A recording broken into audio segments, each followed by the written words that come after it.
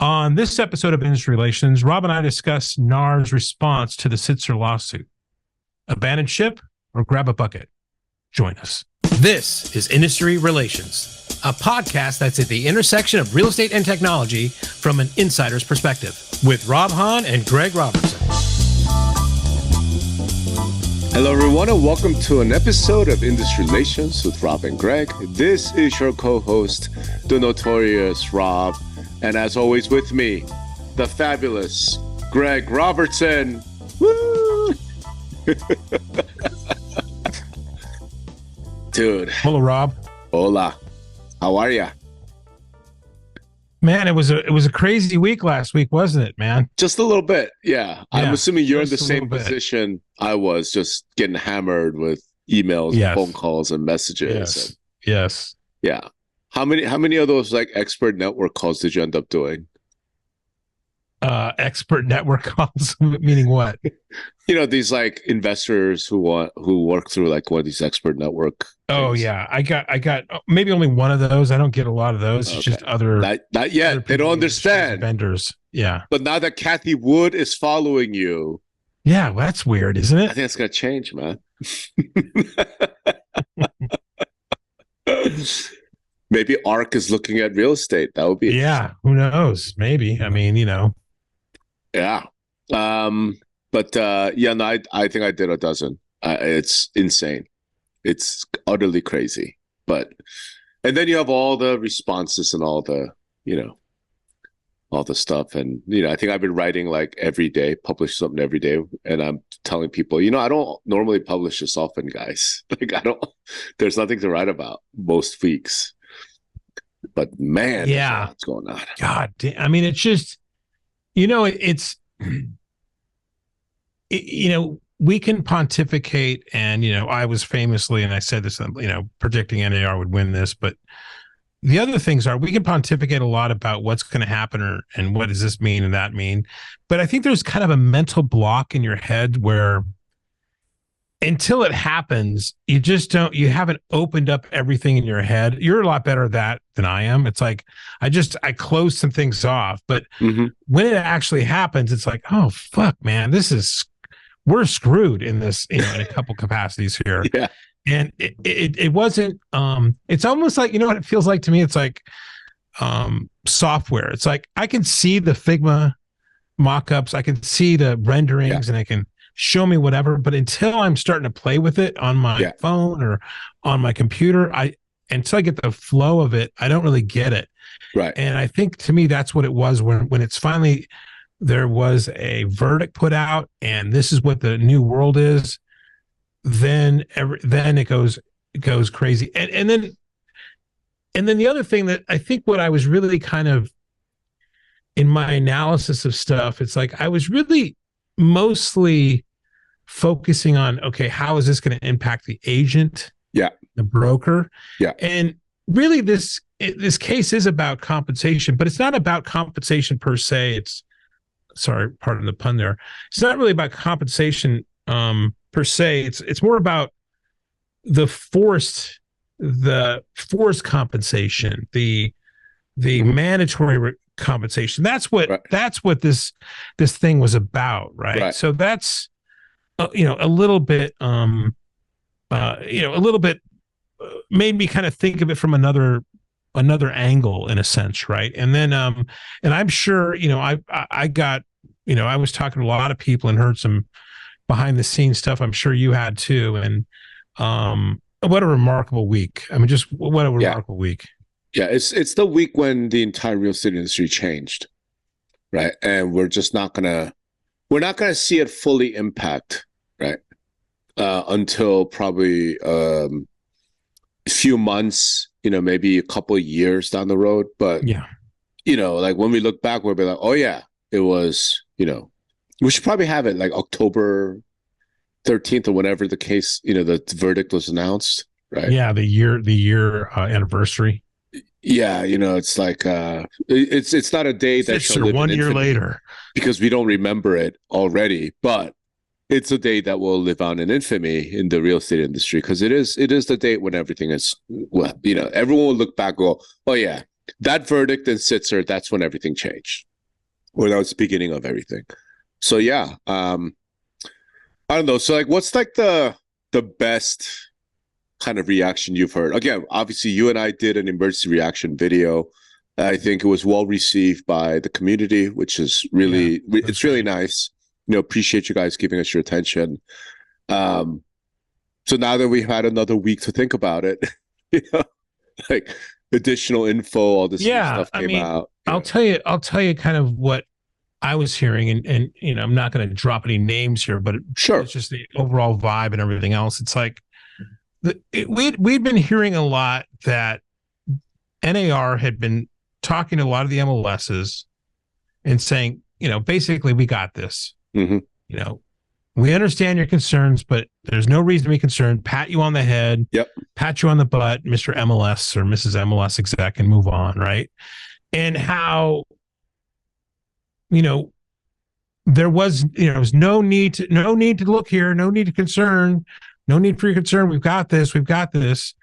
And then what I was hearing afterwards is like, how many do you think that anyone officially from NAR sent or had something queued up, let's say that, to all the top 50 MLS execs to say, hey, we got we knew this might happen. Here's our plan. This is what we're going to doing.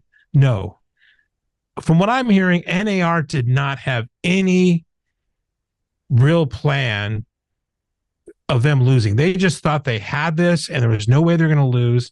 And the thought process of like having a backup plan to communicate to the MLSs and the membership, they did put something out later, I think in reaction to a lot of stuff that started going out there because they had to kind of plug the hole of the dike there a little bit, right? But it's just a lack of like self-awareness, a lack of planning. I hear there's been conversations about what about bankruptcy? Everything's on the table over there because they just didn't think about it. Now, now, because right now it's like, I don't think they in their minds imagine them losing. And that's just, it's remarkable to me, but really not surprising either. And like you got these MLS guys who've been listening to these people saying they've got this, they got this, and then all of a sudden we don't got this. Okay, so what's the plan? What do you think we should do? No, really? That type of thing, right? I mean, no, they're not. It's a remarkable. Hold on. The vibe that I've been hearing is that they've been just so unaware. Hold on, we can't just skip it. I just want to clarify. You are speculating, or are you reporting news that NAR is now asking MLS execs and MLS people what they think NAR should do? I've heard that in some meetings they are asking a lot of questions and they're verbalizing. NAR is asking questions, and they're verbalizing what different options could be, right? So I don't want to say there's an official memo or anything else, but I think NAR is asking questions. Yeah, I mean, I think they're verbalizing like, well, we could do this or we could do that, or should we do that or should we do this? And it just doesn't seem like you've got to be shitting me, dude. Come on. That's the feeling that a lot of people are talking about. Okay. Hold on a second. So you and I, like maybe for a couple of years now, and I think we actually recorded an episode about like how I was just so pissed, essentially. I'm like, why isn't NAR getting all the MLS execs, president of these local boards? I understand you don't want to panic the troops, but get the leadership like in a room, take all their cell phones away or whatever, and like lay out, here's where things are, right? Call your insurance brokers, line up your like. And I remember having this conversation with you where I was just like really pissed that NAR didn't do more to kind of let the truth be known about the risks. I think a lot of people in the MLS community are basically, pissed off too, right? They've been pissed off. And happening. That was a year, 2 years ago. Even with that, I never thought that NAR would not have these are some very expensive, very smart lawyers, right? There's some very expensive, very smart executives over there at NAR. that they never sat down and said, okay, listen, I know we're going to win, but in case we do, it goes the other way in the local courts. It is a jury trial after all. What do you do? What's our follow-up? Yeah, no, You're telling me they didn't have that? I mean, you show me where that was present. I mean, if you look at the plaintiff side, as soon as they won, they filed new lawsuits. Yeah. That's right? shocking. I mean, that's wow. I mean, what has really happened, right? I saw a memo out there, right? That was, it wasn't like, I don't think every MLS exec got a call from NAR officially. I mean, people had to reach out, and then of course, Bob decided to go early, right? Apparently, retire earlier than he had talked about. So there is some damage there, some collateral damage on all this, which is not unexpected in a way. But no, man. Yeah. I mean, again, okay, you tell me what. I mean, I remember like there's a. I'm not disagreeing with you, Greg. I'm not disagreeing with you. I'm just shocked that NAR had nothing, no contingency plan, nothing, no communication plan, nothing. Have you seen anything? I mean, I haven't, but I haven't. I feel like I'm sort of excluded from the realtor ranks. You know what I mean? Like I haven't. Wow, seen, that's really shocking. I mean, I heard that they're going to, they don't agree with the verdict and they're going to appeal. Yeah, and then everybody says, well, do they have, everybody, meaning you and I think on a thing said, and you specifically said, hey man, I don't think they can appeal because I don't think they have the money after this bond thing. And then there was another thing going out. So to me, all I've seen, and maybe it was because of what you said, but it seemed to be very reactionary, not planned like I mean, I remember seeing there's a meme on the internet about of the letter that Richard Nixon wrote in case the Apollo 11 astronauts never came back.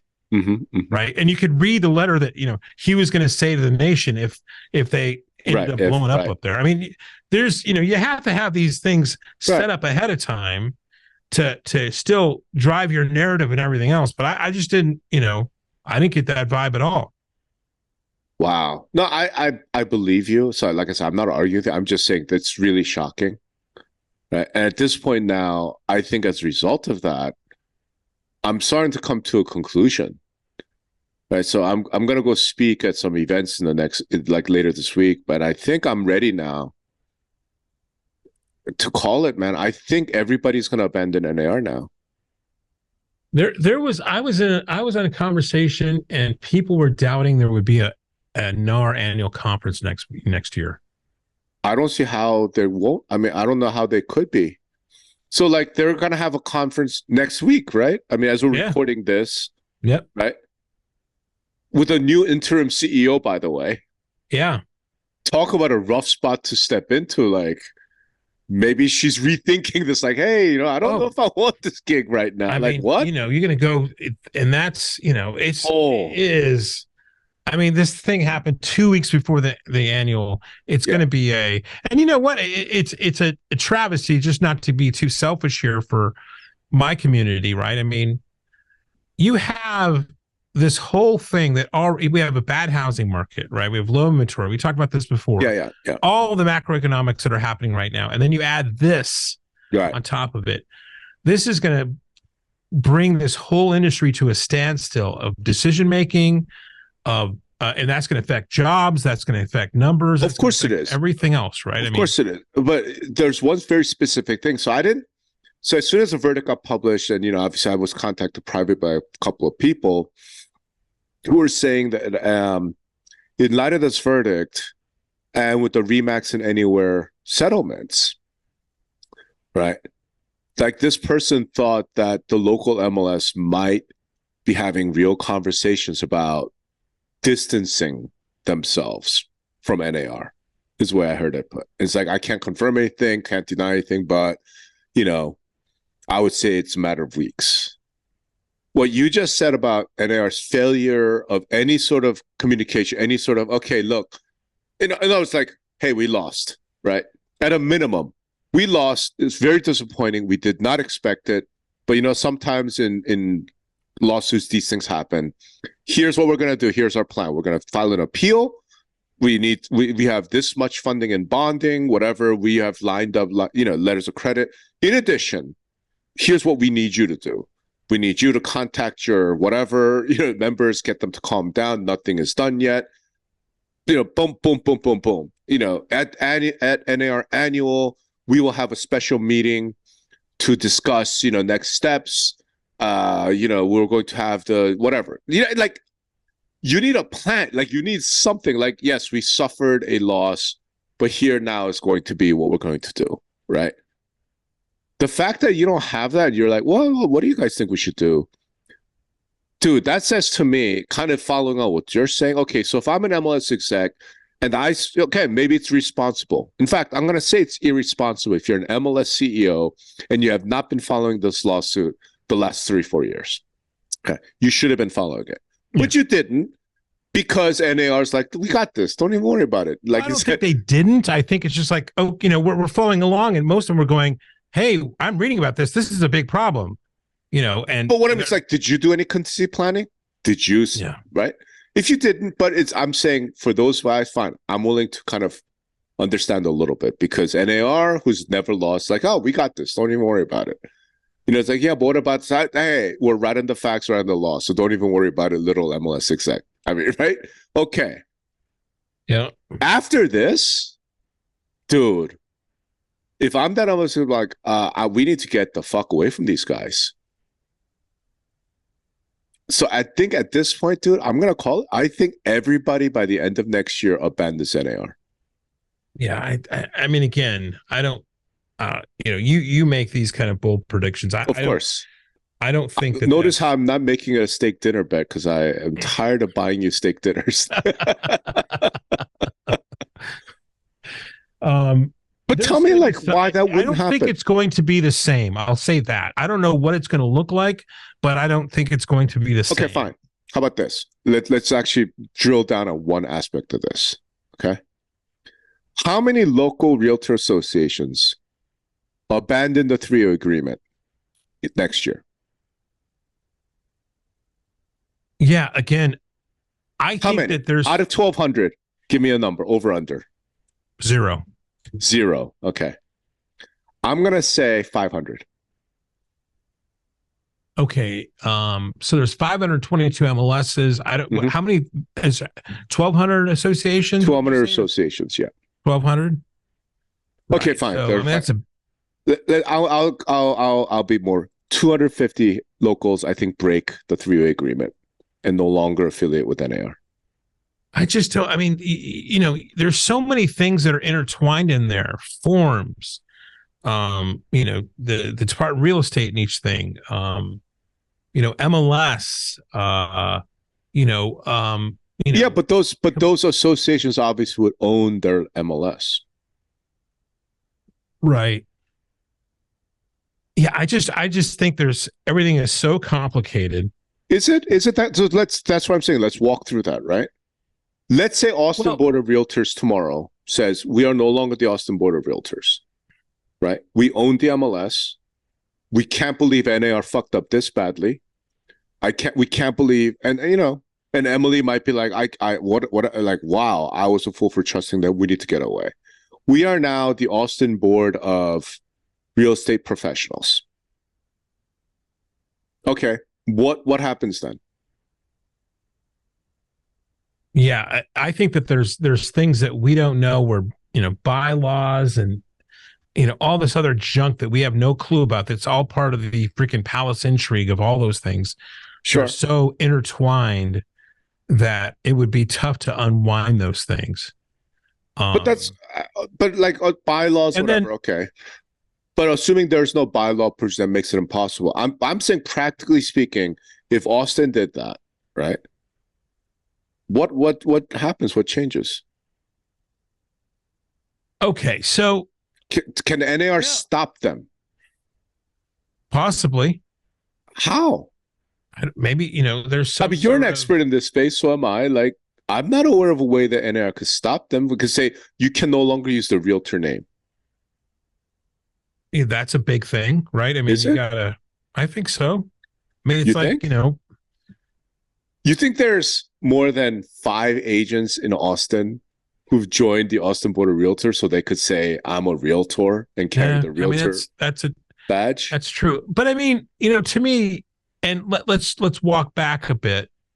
Okay, this is a big thing that they've lost. Maybe in their existence, the entire, the biggest thing that they shouldn't lose, right? Mm-hmm. And it's not over with yet, right? So, so these are complicated it's not things. over. Sometimes it'll take a little bit longer, right? So, but they are the largest lobbying organization in Washington. I think I just saw a chart about that, right? Yep, I think below them is the Chamber of Commerce. Yep. So, I don't think the rank and file knows what they don't know, what has like been down the pipe and has not scuttled the entire industry, right? I mean, you can talk about, hold on. I mean, there's a lot going on there that, it's like it's like the news that you don't hear about is better, right? So it's like you can see when they've failed, but there's so many things that they've been successful with, and a lot of things I don't think the rank and file understands that. So this is very public. This is a very big issue. The first round they've lost. This happens to coincide with some other messiness that they've had at the thing there. Well, now they got a new CEO, right? I mean, there's nothing. I mean, you've been talking about this forever. That's the person in charge. If it's a person in charge, they have to go. That has now happened, right? So they've lost this. They've got, they've woken up to, okay, what's up? Yes, this is a big thing, but is this the straw that broke the camel's back of like years and years of malfeasance? I'm saying that wrong. Malfeasance, yeah.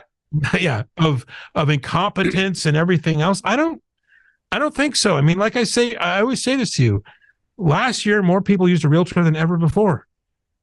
Right? I mean, it's not like this is not Rome burning in a sense, right? This is a big deal. Yes, it's a big deal, but it is round one, and and it's not over with yet. So, I mean, I don't know if this is the point for that. This is the point. I'll tell you why.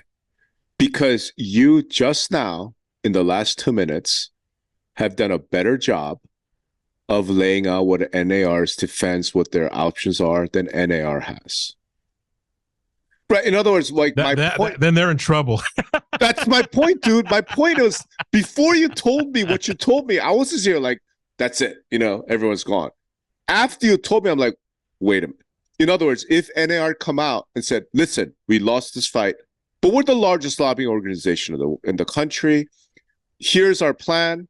Hey, everybody from Austin, I need you to contact these 3 congressmen, send a letter to this person. There'll be somebody in touch with you, right? And by the way, yes, I know this is a big loss, but we're NAR, and we have a new CEO. No, I mean, we have a new CEO coming in who's an expert in crisis management. Don't worry. We're going to fight. This ain't over yet. We're going for it. If they had done that, then the MLS execs that you spoke to would have been like, okay, it's too bad, but I sense that NAR has a plan. They know what they're doing. Yeah, they ate a little humble pie. You know what? Turns out that you guys were. That's right. We were being too optimistic. That's right. And in hindsight, we should have listened a bit more to your concerns here. Hey, we're on it now. I mean, just be real. Be authentic. Right. Point is that they didn't do that. Yeah. And that's it's an ivory tower kind of vibe. For and sure. I'm saying that right there, that lack right there is why it's done. Why I'm like, you know what? Then, like, on what basis? Okay, if I listen to Greg Robertson on industry relations, I'm like, oh, look, I have a little bit of hope. My point is, if I'm a MLS, if I'm a local CEO of a local association, like, I'm gonna have faith in NAR because Greg Robertson on industry relations. Why doesn't Greg Robertson start a Realtors association? I'll join that. Why am I paying? Like, do you know what I'm saying? Tanqueray for everybody. Tanqueray. Call it the Tanqueray. National Association of Tanqueray. Or like, that's mind-boggling, dude. That's fucking awful, to be frank with you. Yeah, I mean, and but I mean, there's, again, I think there's a little bit there of their world has been rocked the last 60 days. Sure. They not only had this lawsuit going on, but the New York Times article, everything else. I mean, sure. So it's like, can all this thing? I mean, I'm trying to make excuses here. You're really trying hard, Greg. It's not working because you know what? Your world was rocked, and you came up with this like extemporaneous. Like you didn't write this stuff. Like yeah, but we're the largest, lobbying organization. This we're gonna like. So the fact that you, a random fucking podcaster, blogger, can do this in a week. And you're telling me that NAR with all the money, all their corporate communications people, all their lawyers, all of those people, number one, did not have this done before they lost the verdict. But number two, oh my God, I can't believe we lost. Okay, everybody, back to the office. We're not leaving. We're locking the door until we come up with some plan, some messaging to the membership. You didn't do none of that. Instead, you're calling MLS people saying, hey, so what do you think we should do? Sorry, it's over. Yeah. And even what I said at the beginning of this is that the way I'm framing in my mind here, and that's that most, I think agents, when they see the podcast or they see the headlines, they think commissions are going away, right? No, agents and that's not stop freaking out. But that's the thing. And if NAR could have, and the same things, listen, this is not about commissions going away, right? That is not what this is about. What this is about is like, what is a mechanism for distributing commissions, right? Or how you negotiate them. And we got this. I mean, if they could just, say all this kind of stuff to kind of just shut everything down, because I mean, although if they did that, then we would really have a lot to talk about. So maybe this is a good thing for us. We still have a lot to talk about because then we could talk about what they said. Yeah. Right. Besides, dude, let me be honest with you. This is not the last. Like, there's some other monsters out there that we're gonna want to talk about, and I just found out about one, and I should have known about it, but anyway, I got one on the side I just wrote about. That I thought was kind of funny too, but I mean, it's not like we have some lack of things to talk about. If we did, like, fuck, we'll start talking about prepping or something. I'm befuddled. Like, that's shocking. Yeah. So let's follow this through. Again, go back to what I just said. If Austin Board of Realtors, like, we're the Austin Board of Real Estate Professionals. We own the MLS, right? We can't call ourselves Realtors anymore. Oh well, boo fucking who? None of our people give a shit. Okay, they're going to have some upset people who are like the real realtor junkies, right? Who are like, I want to climb the committees and I want to be regional chair, whatever the fuck. And one day maybe I'll run for president of NAR. Okay, those people will be pissed. Like, look, you're welcome to go join some other realtor association. Like, what can NAR do against them? Like, well, again, I think it's a matter of we don't know what we don't know. And like, I'm sure if we talk to some association executive who would be, well, Rob and Greg, this is why. This is one sentence here in this one bylaw, whatever, that says if this happens and this happens and this happens, right? Because I'm sure somebody was smart enough to realize, like, we got to lock these fuckers in, right? And they're going to do that by some nesting of control agreements or whatnot, right? So I just don't think it's as easy as we think it. I don't think we know enough about association structure, leadership, and things to kind of say that. I mean, I have a pretty good idea. You may be right, but you know what? I think there's some.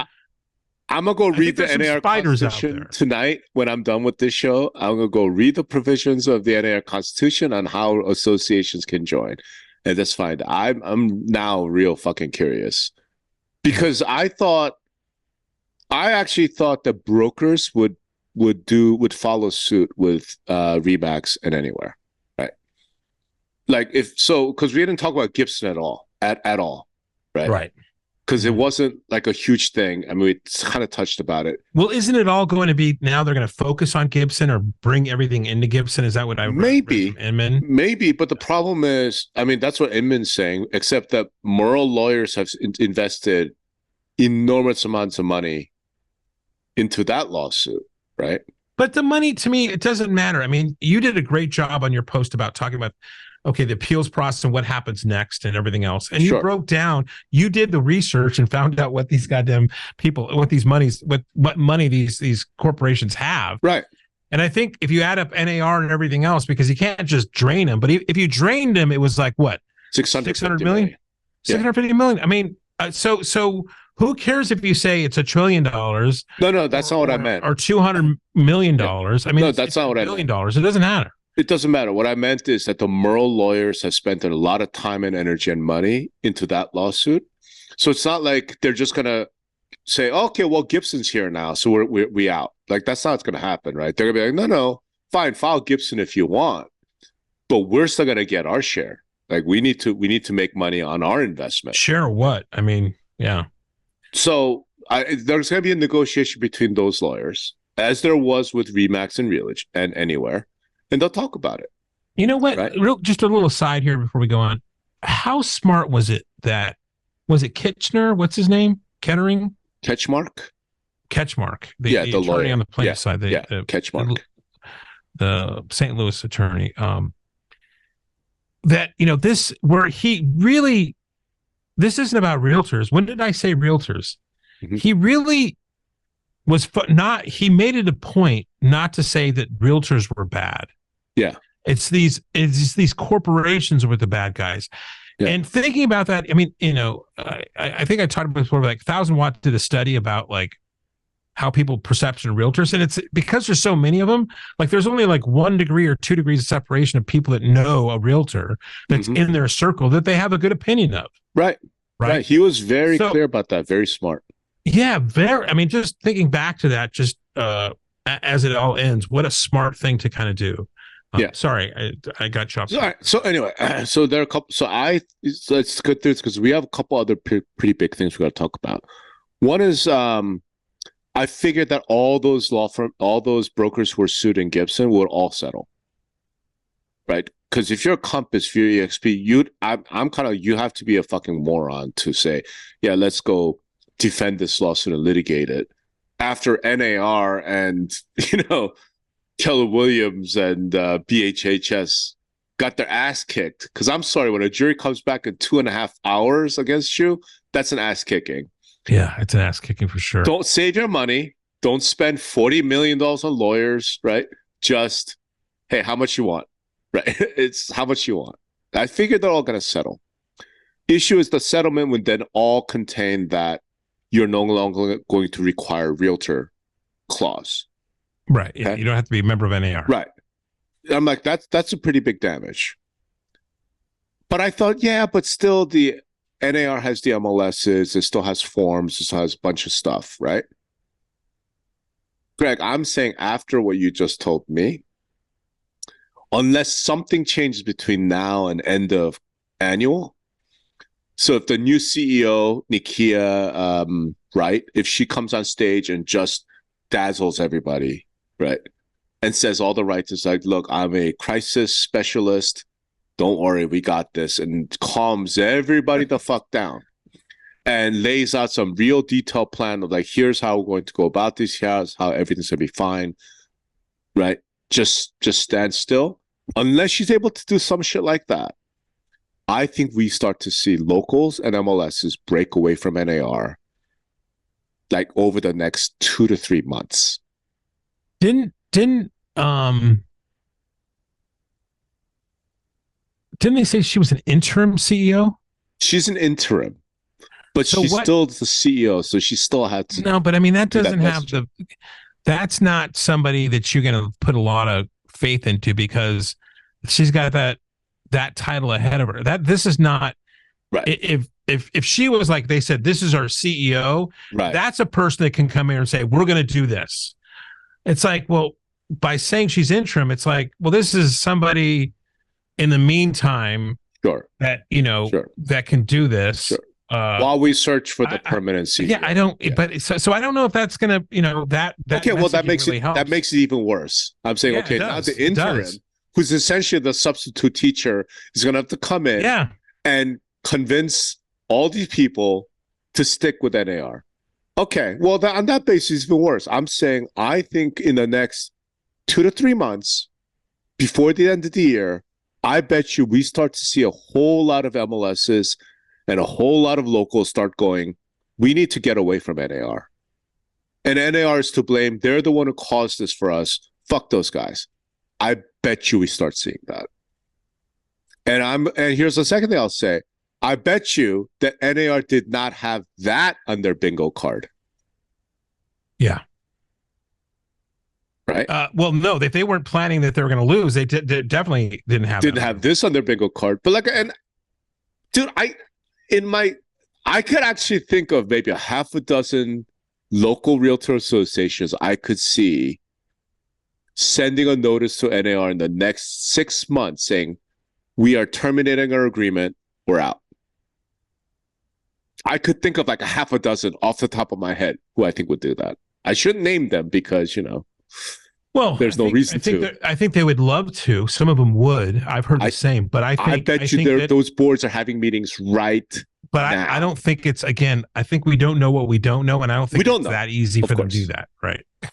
I think they would love to, absolutely, but I think there's things that we don't know, structure, everything else that basically makes it a lot more complicated to do that. All right, do me a favor, if you're listening to us and you happen to know, let us know. You know how to reach us. You're also, I mean, can you stay with the state, or is it breaking apart from everybody? Okay, let's walk through that. No, so you're Texas Realtors. Austin comes and says, we're out. Do you want our money? But if the Texas Realtors still want to stay with NAR, you're out, right? Because in order to join them, you have to be a realtor, right? That's right. That's right. So you're going to have this thing of like. So Texas Realtor now says, okay, so we're about to. I don't know. My brain isn't. I'm not. I'm trying to build a fucking 3D puzzle in my head with that. Right, and I don't know the number of members in Austin, but let's say it's 25,000. We're going to lose 25,000 members. Hey, should we stick it with NAR, or do we go? We're the Republic of Texas Real Estate Professionals. And again, Texans, they've been wanting to secede anyway for a while. So if it happens, it'll happen. Is Bob listening to this podcast? I mean, I know. I'm just saying. I don't think it's that crazy, dude. I don't think it's that crazy. And so, all right. So that's that piece. I can't believe that NAR did not have like a detailed, like, here's what's going on. Show me evidence. Show me other evidence otherwise. I mean, no, I have no evidence, but wow, that's shocking. Okay, so that's one. Two, the other big news, I think it just hit today. It's not news per se, because I'm kind of like, when I first read it, I'm like, yeah, no duh, kind of, but I get it, like from a reporter. But Ketchmark's been talking to the Department of Justice the entire time. Yeah. Oh, before, what a shocker. During and after. Before, during, and after. Oh, really? Shocker. Yeah. So, I don't know. There are no coincidences. I don't know if it's any new ground we need to uncover that, because you and I have actually talked about this multiple times. And I think I said, because you were at one point saying that you thought like CoStar might be behind this lawsuit, or Zillow or somebody. I was like, I think it's the Department of Justice, man. I think they orchestrated all of this from behind the scenes. So I know we've discussed it. Yeah, but they're all in the same fucking cherry wood, high back fucking smoke filled rooms. They all belong to the same club, man. I mean, all those fuckers, all of them. So my question is, does that revelation that Ketchmark's been talking to the DOJ surprise you in any way? Does it make you look at things a little differently? I don't think so. I mean, they've been a specter in this thing through everything on this, right? Through the LASIK or LASIK. What was no select? Yeah, no select. Yeah, no select up in MLS Penn. I mean, they pop their head in at the PLS thing. I mean, they're popping their head in everything, right? So no, doesn't shock me at all. I mean, I guess when you read it, they've been talking to them before, during, and after. It's like that makes you feel a little bit, oh shit, right? The jig is up here. But I mean, given that, of course they are. Given that, and as someone who's like Realtor Party, right? You love NAR. You've always been a big fan of like Bob Goldberg, You're a big fan of the MLS space, big fan of the way things are. Are you ready to campaign for Vivek Ramaswamy? Oh, Jesus. Because he has promised to defund the deep state, and he would likely get rid of like 90% of the Department of Justice and the FTC. He might be your only hope if you want to save NAR. Yeah. I don't know the latest numbers on his campaign, but you He's actually like have third to like place, the can. like 6%. Yeah, you have to like, yeah, like somebody to elect him, and that guy's not really that. As much as some of the stuff, I think he makes sense as far as really on the budgeting. I think he has a lot of good points there, but otherwise he's just not a likable character. Well, I mean, okay. But it's a larger point about the only thing then, if the Department of Justice is really the driving force behind this, then the appeals process, none of that matters. The only thing that's going to matter is how do you get the agencies off your back? No, it matters. I mean, all it is that what the DOJ wants is like, okay, listen, if you're going to make a settlement with these guys, and that's what I think, I still believe that has to happen. There's no other way of out of this fucking mess, right? They're not going to trial to. There's the well is dry. There's nothing more to get here. It's like, how can we get as much as we can out of this situation? All I think the DOJ there is saying, if we're going to do this, the one thing that we have to do is this is what for me not to step in. This is what we need: A, B, C, and D. Right. So when you're talking settlement, just know in the back of your head, if those A, B, C, and D, this is going to be a fucking problem until those A, B, C, and D is resolved. Right. I think that's more where that is. It's guiding them to get to something where, okay, we can close the fucking file on this. All right. And then it's a fucking next chapter onto Amazon or whoever else they're going after. Right. That's what I think. So what'd you make of that sentence in that interview with Ketchmark, where he was like, Department of Justice wants to make sure that NAR can no longer use the MLS as the enforcement vehicle for these, he called it illegal and anti-competitive, these schemes. No, isn't it pretty obvious then that the Department of Justice wants to divorce the MLS from NAR?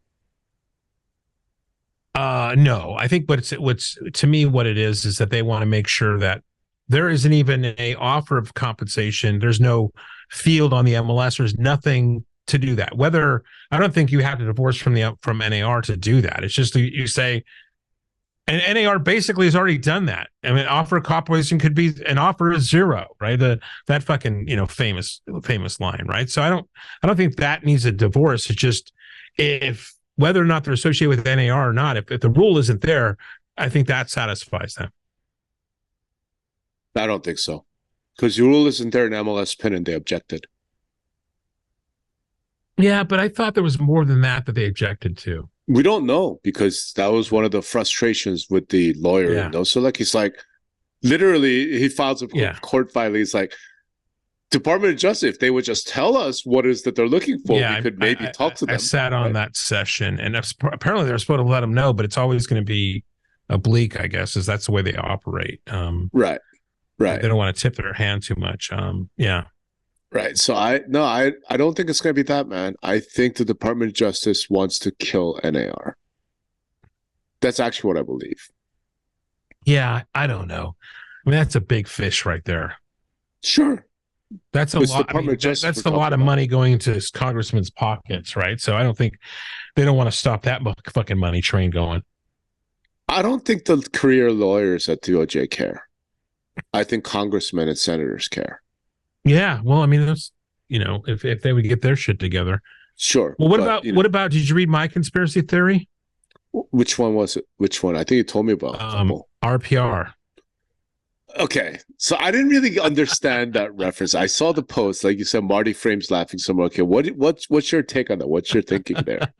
It's not really original. I heard, I was talking to some guy, and it's kind of funny to me, right? So you had if I went back down the rabbit hole of like when RPR got born, and and you had a lot of great posts, like in which I denounced the death of RPR Yeah. and like, What was these that, kind of things. 2008 or something? 2009, Okay. and some other stuff out there. And it basically was at the birth of it, where all the MLSs were concerned that NAR wanted to have a national MLS, and RPR was this kind of Trojan horse to do that.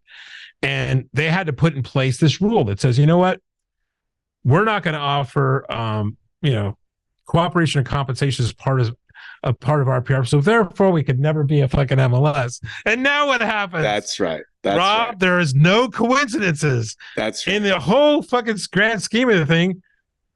NAR, if they add a limb to that,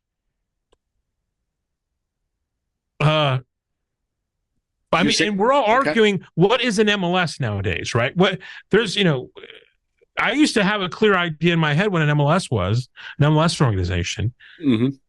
That's a very loosey-goosey kind of thing, especially if you don't have to have the affiliation with NAR. True. I know they're owned by NAR, but what if at the end of the fucking day here, RPR reemerges RPR as becomes a national MLS? fucking MLS? Wow. Right? Wow. Huh? Is the RPR still around? That's going on the murder board somewhere up here, I think. I agree, but are they still around? I hadn't heard about. I think I just gave them the most freaking publicity they've had in like 3 years right now. Do they have any staff? Do they have any? Yeah, Jeff's over there. They got some good people still over there. They haven't really added anything to their budget. They're not making money, right? It's a member benefit that AR, one of the only member benefits that AR actually pays for now. They're not doing forums, they're not doing other things. So wow. Okay. So you think that? You like that? Okay, so let's actually figure out this conspiracy. So you're saying is that NAR did this themselves. Well, in order to have the RPR. There are no coincidences, Rob. There are no coincidences, okay? As I said in the post, RPR wasn't on my bingo card, but this could be the last laugh of Marty Frame and Dale Ross and the rest of those guys, right? What's that saying? It's something like once is an event, twice a coincidence, 3 times is enemy action. Yeah, that's something like that, right? Yeah. So I don't know. Okay, RPR, I think that's once. DOJ is enemy action. That's more than 3 times. Right? That's multiple times. No, and then let's again, going back to your DOJ comment, and you're and again, you're going to call me an apologist and stuff and everything else, but you've got the federal government on your ass. This is not, these guys are playing in the big leagues, man. This is not an easy thing to accomplish, right? You've got all this, stuff going on. I still think that there's a chance that, this is, like I said, the, second, third inning, that I know the appeal process, as you laid it out, is not some sort of like wave of the magic wand and things and it's a process. There's even a chance that the appeals court might not even look at it. There's a chance they could just deny. They could just deny, right? Somebody's throwing a stat out there like, the Supreme Court gets 25,000 and they only look at 500. Right. So an appellate court, I think it's the 8th appellate or whatever it is. Yeah, 8th circuit. They might get 10,000 and only look at 100, right? So, I think this is a high profile case or whatever, but still, yeah. And here, let me ask you one thing. How was it seeing on Good Morning America and CNN and MSNBC, everybody talking about this, something that, that we've been it was such a weird situation. It is stuff that this niche insider shit that we've been talking about was now freaking national news. It blew my mind, actually. It did, but I was a little disappointed that they weren't interviewing you. Or you. Or me. You and I have been on this from 2019, basically. And, well, I've got a face for radio. So, I appreciate a radio interview. But you're much more eloquent. I think Good Morning America. If I had to choose me or you, I would totally choose you. That'd get the ratings up. Yeah, except I think if Good Morning America is we're going to have Rob Hahn on, NAR would we're going to protest. pull all our advertising. It's Greg Robinson. Like, oh yeah, no, we're good with that. Yeah, right. Listen. We want to buy a spot when he appears. I don't think a lot of people. There's a lot of. I mean, the haters came out last week too. Jesus. Yeah. Holy shit. I think I posted that email because I just couldn't help but laugh. Yeah. So let's try and wrap up a little bit because again, last week was just raw reaction. This week, obviously, I'm mind blown that NAR had no post verdict contingency plan of any kind. It is what it sounds like, which is shocking. I think that's going to have real consequences. It's not sounding like it. I mean, I don't. Right. What was it? I'm agreeing. I'm totally agreement. What that says to me is NAR is going to really regret that because now I think we're going to see a whole lot of MLSs and locals abandon NAR. Right.